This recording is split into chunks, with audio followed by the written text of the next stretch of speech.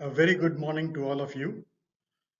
On behalf of DSS, I would like to thank Dr. JP Gupta and Dr. SP Garg for giving me this opportunity to present our experience on process safety.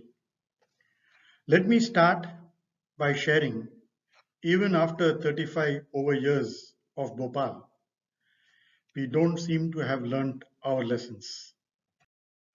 If you look at some of the recent incidents, it reminds us of what happened in Bhopal and reminds us of, are we really learning? Are we really focusing on preventing incidents? Do we really understand our risks?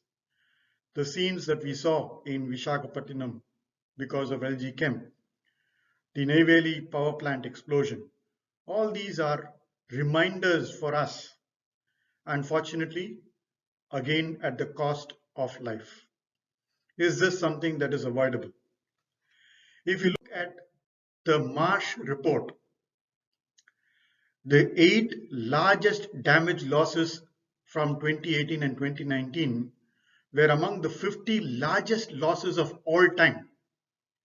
And 4 recent losses are among the 20 largest losses ever. What does this indicate? The intensity of the incidents don't seem to be subsiding. And if you look at the causes, declining risk standards and overall deterioration in risk quality. This is a big challenge because more and more we are looking at people just using some digital tools. For example, conducting a JSA. There is a previous JSA that has been done. So they just kind of look at it at an overall level and fill the form. Whereas what is required is ensuring that the quality of risk assessments for that particular work is appropriate and not just bent on what was done in the past. Interestingly, first 10 years of the plant, most of the failures are related to operations, whereas plants over 30 years, 65% are related to mechanical integrity.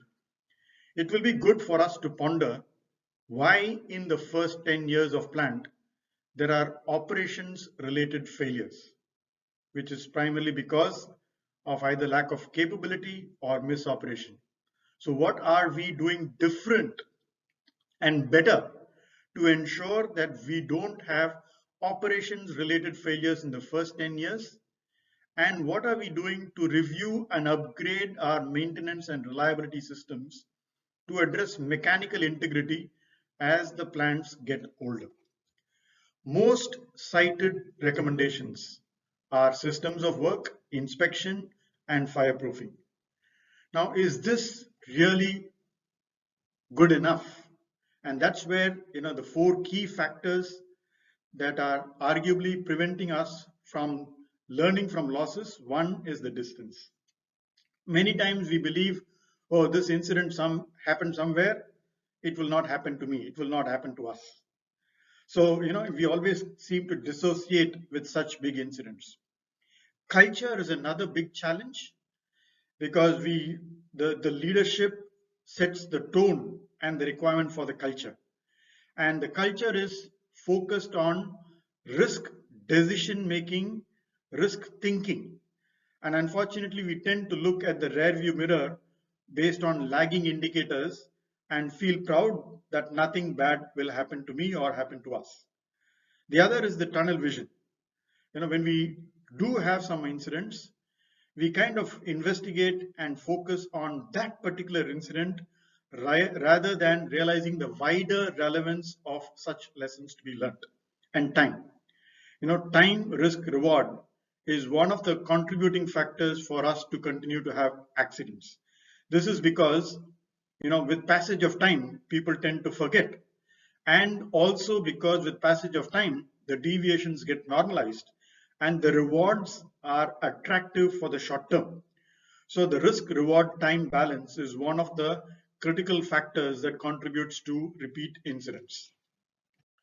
So what does it take for achieving zero incidents? Risks are inherent to any operations. It can never be zero, but we can achieve zero incidents, and only if we manage those risks effectively. So in order to manage those risks effectively, there are four fundamental requirements.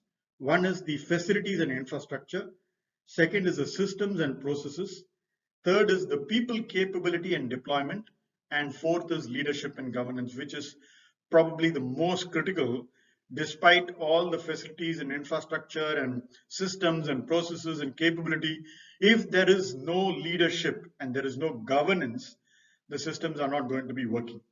And each of these dimensions have to be looked at it from a design, maintain, analyze, and improve perspective so that we are able to manage risks effectively and thereby achieve zero incidents. Now, technology has become an integral part. We cannot avoid using technology. But what we need to understand is how technology plays a part. So if you look at starting from left, it's the digital strategy on the left. But more importantly, how do we use the technology for connected and protected worker? What is the data that we're able to draw from those technologies? What are the processes that needs to be digitalized? How we bring the information on processes and people together to analyze and visualize the data so that we're able to create insights and actions for continual improvement. What we find is there is a lot of focus on process, there is focus on technologies, and companies are adopting a lot of this. But what needs to be important is how is the technology and digitalization bringing value to us to reduce risks. If that data is not going to be used, spending money on digitalization and or technology is sheer waste. So elevating performance on elevating human performance is to focus on decisions, which is focused on risk. So the questions that needs to be asked, top floor to shop floor, design to decommissioning, are these 5 questions. Do I know what are the key risks in my organization? Do we have adequate controls in place for each of these risks? Because sometimes we may be aware of the risk, we may have controls, but do we have adequate controls? And even if we do have adequate controls, are those controls effective? Let me share an example. When I was walking through one of the refineries, I found that there was a storage tank, obviously a petroleum storage tank, and because of the need for letting out water on a day-to-day basis, they had a flange and a pipe with a blind, which is the normal requirement.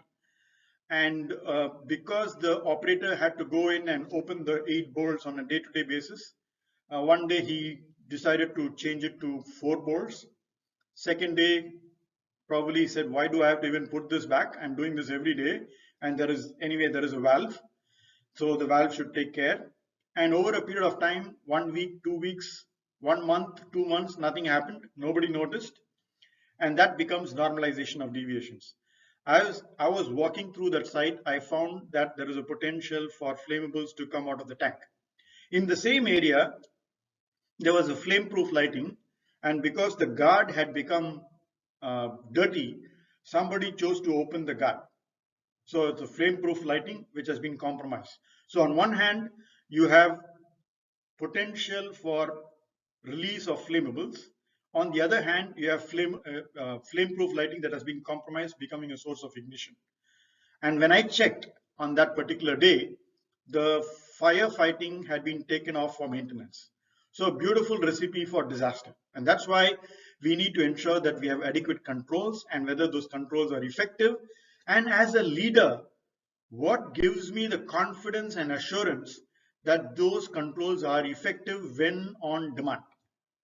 And finally, are we learning enough and continuously improving?